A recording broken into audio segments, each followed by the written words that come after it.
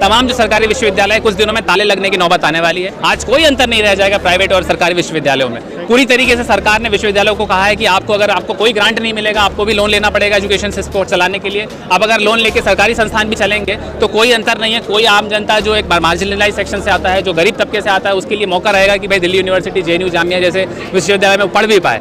आप अगर जाके देखो गुजरात का मॉडल क्या है, वहाँ एजुकेशन, गुजरात के हमारे साथी यहाँ हैं, आप लोग उनसे पूछिए, देखिएगा गुजरात में सबसे पहले सरकार क्या कर रही है, एकदम जो अंधविश्वास से भरी हुई गैर तार्किक सरकार जो किताबें हैं उसको लागू कर रही है। दीनानाथ बत्रा की जो किताबें हैं, जो कि खुद RSS के संस्थापक रह चुके हैं, ऐसी ये किताबें जिसमें कि कोई वैज्ञानिक तत्व नहीं है, तमाम तरीके से अंधविश्वास भरा हुआ है, इसको क्लासरूम में पढ़ाया जा रहा है। ये है गुजरात मॉडल, इसी को लागू करना चाहती है सरकार देश में कि हर जगह पे धर्म आधारित, अंधविश्वास आधारित शिक्षा को दो, लोगों को इंसान के नाम पे कट्टर बनाओ, लोगों को एक दूसरे पे गर्दन काटने के लिए इंसान जानवर बना दो और अपनी राजनीतिक रोटियां सेको। आज हम देख रहे हैं देश की आर्थिक स्थिति क्या है।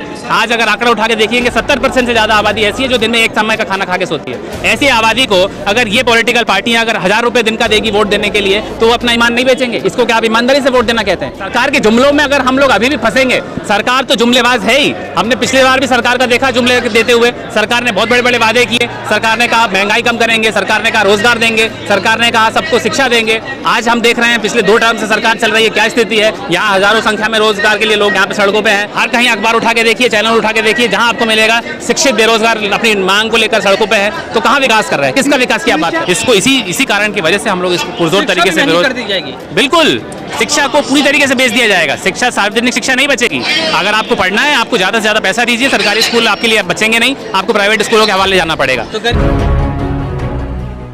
कहीं भी ये नहीं कहा गया है कि शिक्षा नीति में सरकार शिक्षा को सस्ता करने की बात कर रही है। अगर आप बारीकी से पढ़ेंगे, जानेंगे, तर्क पे हमको समझना पड़ेगा। सरकार जो रटा रटाया बात कर रही है, जो मीडिया में, जो अपने तंत्र में और लाखों करोड़ों पे ऐड दे के जो प्रचार कर रही है, वो तो प्रचार करेगी। वो तो आप भी समझते हैं। कोई सरकार ये नहीं बोलेगी कि भाई हमने तो इस नीति के माध्यम से असल मुद्दा हमारा ये है। इसको समझना पड़ेगा। ये जो कहेगी वो मान लेना, तो फिर वही बात हो गई कि हम शिक्षित नहीं है आज भी, या हम तर्क पे नहीं समझते। सरकार कह देती हम मान लेते हैं। बहुत से लोग आपको आज भी मैं कहते हुए मिलेंगे, अरे सरकार लाई है तो कुछ सोच समझ के लाई होगी। ये जो तर्क की बात करते हैं, इनके अंदर आप सोचते हैं तर्क, विवेक कुछ भी बचा हुआ है जो अपना बुद्धि नहीं लगा सकते सोचने के लिए? कहीं भी सरकार ने इस बात का डॉक्यूमेंट पे नहीं कहा है कि सरकार शिक्षा को सुलभ बना रही है। उल्टा इसको और भी महंगा बनाया जा रहा है। इसको आज पूरी तरीके से जो थोड़ा बहुत भी इसका सार्वजनिक स्वरूप था उसको खत्म करके इसको पूरी तरीके से पब्लिक एजुकेशन को खत्म किया जा रहा है। तो सर, इस लड़ाई को लड़ने के लिए आगे की रणनीति क्या है? रणनीति यही है, लोगों के बीच में जाना पड़ेगा। हमें अपना प्रतिवाद आम जनता के साथ मिलकर सड़क पे ही करना पड़ेगा। कोई सत्ता में रह के, कोई संसदीय राजनीति से सीधे बदलाव में नहीं होती हैं। ये इतिहास कह चुका है, ये हम लोगों ने अपने अनुभव से सीखा है। इसीलिए लोगों के बीच में जा रहे हैं। ये जो हमारे कार्यकर्ता आप देख रहे हैं, हजारों की संख्या में जो आए हैं, ये देश भर से आए हुए हैं। आज समाज में, टीचरों के बीच में, स्कूलों में, कॉलेजों में, यूनिवर्सिटीज़ में लगातार हम लोग जा रहे हैं, लोगों से चर्चा कर रहे हैं और लोगों को इस नीति के बारे में बताते हुए एकजुट कर रहे हैं। और इसी प्रक्रिया में ये लड़ाई आगे बढ़ेगी, भले ही जितना भी समय लगे, लेकिन इसी तरीके से। तक्षशिला और नालंदा जैसे विश्वविद्यालय जैसे था वैसे बनाने की तैयारी विश्वगुरु बनाएंगे। बिल्कुल उसी तरीके से बना देंगे। आज जिस वो खंडर में बंद हैं, जिस तरीके से उसमें ताले लगे हुए हैं, उसी तरीके से आज विश्व में तमाम जो सरकारी विश्वविद्यालय कुछ दिनों में ताले लगने की नौबत आने वाली है। आप समझ लीजिए सीधे तौर पे आज कोई अंतर नहीं रह जाएगा प्राइवेट और सरकारी विश्वविद्यालयों में। पूरी तरीके से सरकार ने विश्वविद्यालयों को कहा है कि आपको अगर आपको कोई ग्रांट नहीं मिलेगा, आपको भी लोन लेना पड़ेगा एजुकेशन सिस्टम चलाने के लिए। अब अगर लोन लेके सरकारी संस्थान भी चलेंगे तो कोई अंतर नहीं है। कोई आम जनता जो एक मार्जिनलाइज सेक्शन से आता है, जो गरीब तबके से आता है, उसके लिए मौका रहेगा कि भाई दिल्ली यूनिवर्सिटी, JNU, जामिया जैसे विश्वविद्यालय में पढ़ भी पाए। उसी को भी उतना ही पैसा देना पड़ेगा, उतना ही महंगा हो जाएगा। गुजरात मॉडल लागू करना चाहते हैं, वही है। गुजरात मॉडल की भी हालत आप देख लो, कोई सा भी मॉडल बोल लो। आप अगर जाके देखो गुजरात का मॉडल क्या है, वहाँ एजुकेशन, ये गुजरात के हमारे साथी यहाँ हैं, आप लोग उनसे पूछिए, देखिएगा गुजरात में सबसे पहले सरकार क्या कर रही है, एकदम जो अंधविश्वास से भरी हुई गैर तार्किक सरकार जो किताबें हैं उसको लागू कर रही है। दीनानाथ बत्रा की जो किताबें हैं, जो कि खुद RSS के संस्थापक रह चुके हैं, ऐसी ये किताबें जिसमें कि कोई वैज्ञानिक तत्व नहीं है, तमाम तरीके से अंधविश्वास भरा हुआ है, इसको क्लासरूम में पढ़ाया जा रहा है। ये है गुजरात मॉडल, इसी को लागू करना चाहती है सरकार देश में कि हर जगह पे धर्म आधारित, अंधविश्वास आधारित शिक्षा को दो, लोगों को इंसान के नाम पे कट्टर बनाओ, लोगों को एक दूसरे पे गर्दन काटने के लिए इंसान जानवर बना दो और अपनी राजनीतिक रोटियां सेको। चुनाव सरकार आखिर जीतती क्यों? अगर इतना ही खराब चल रहा है सब कुछ, तो चुनाव क्यों? देखिए, चुनाव का जो गणित होता है ना, इसको आपको समझना पड़ेगा। आज भी अगर हम इस चीज को समझ के बैठे हैं कि हम सिर्फ लोकतंत्र का हमारे पास अधिकार है और हम ही सरकार को चुनते हैं और गिराते हैं, इस चीज के भ्रम जाल से हमको निकलना पड़ेगा। आज चुनाव जीतने करने के लिए सिर्फ वोट काफ़ी नहीं है, बहुत तरीके से चीज़ों को मैनिपुलेट किया जाता है, चीज़ों को बर्बाद किया जाता है। आज हम देख रहे हैं देश की आर्थिक स्थिति क्या है।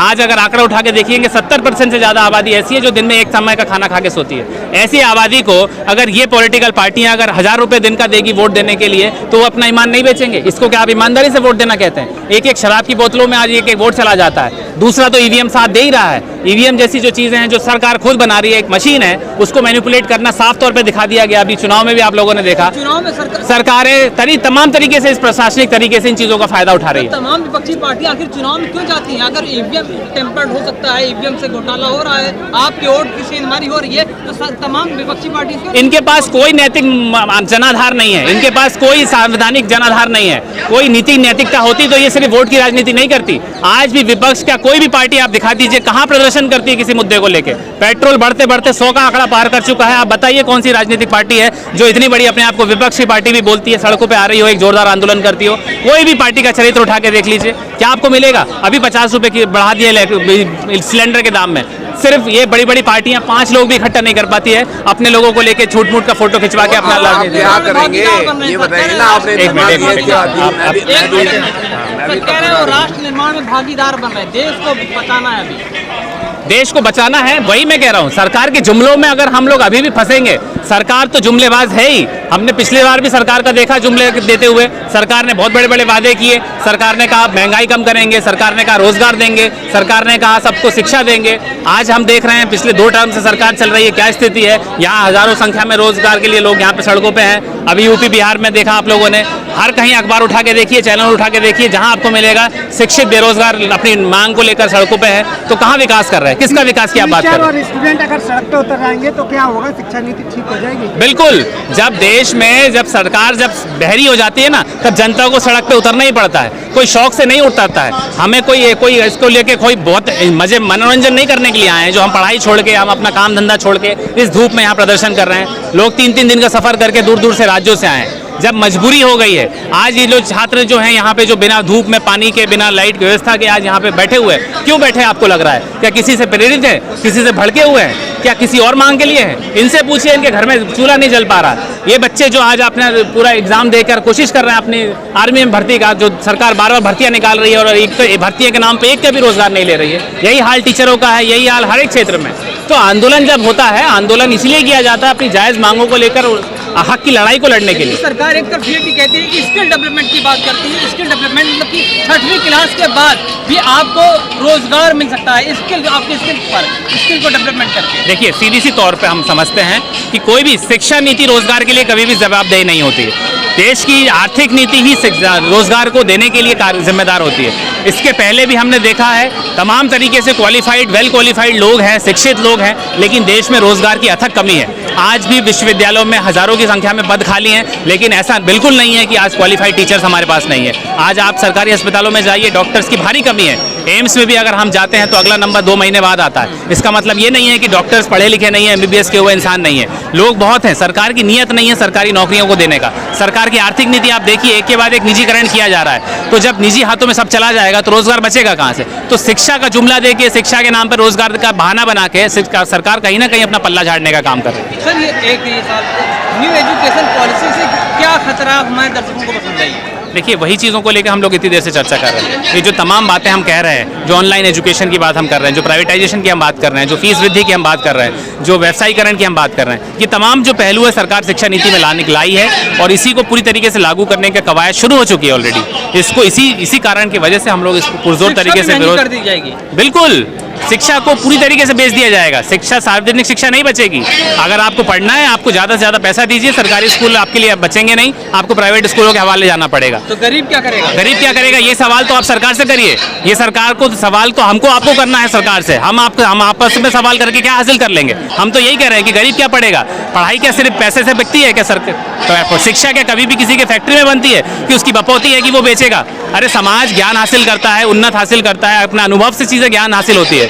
तो ज्ञान तो पीढ़ी दर पीढ़ी सबको आगे बढ़ाने की जरूरत है। इसको तो आप किताबों में बेच के, स्कूल खोल के आप इसमें पैसा कमा रहे हैं। ये जो अनैतिकता कर रहे हैं, इससे होगा क्या? ये सवाल तो आपको उठाना चाहिए सरकार से। सरकार तो कहती है सबका साथ, सबका विकास की बात करती है, इसमें गरीब भी होता है, अमीर भी होता है, हर धर्म और जाति के लोग होते हैं।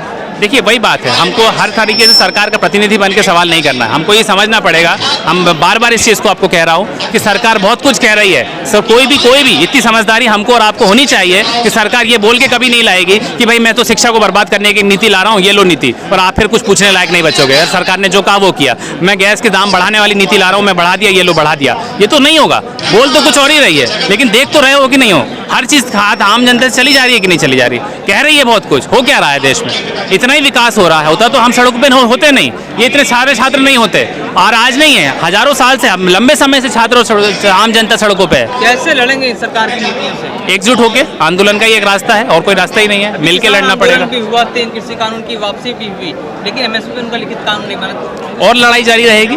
देखिए लड़े बिना और कोई विकल्प नहीं है। आप सोचेंगे संसदीय राजनीति से कुछ परिवर्तन हो जाएगा, एमपी एमएलए जीत जाएंगे तो कुछ नीति बना देंगे, बात ऐसी नहीं। परिवर्तन रास्ता है क्या? नहीं है, बिल्कुल भी नहीं है। जनता का एकमात्र सशक्त आंदोलन ही एकमात्र रास्ता है। जब जब जनता जागरूक होकर सड़कों पे उतरेगी, तब तब सरकारों को झुकना पड़ेगा, मजबूर होना पड़ेगा।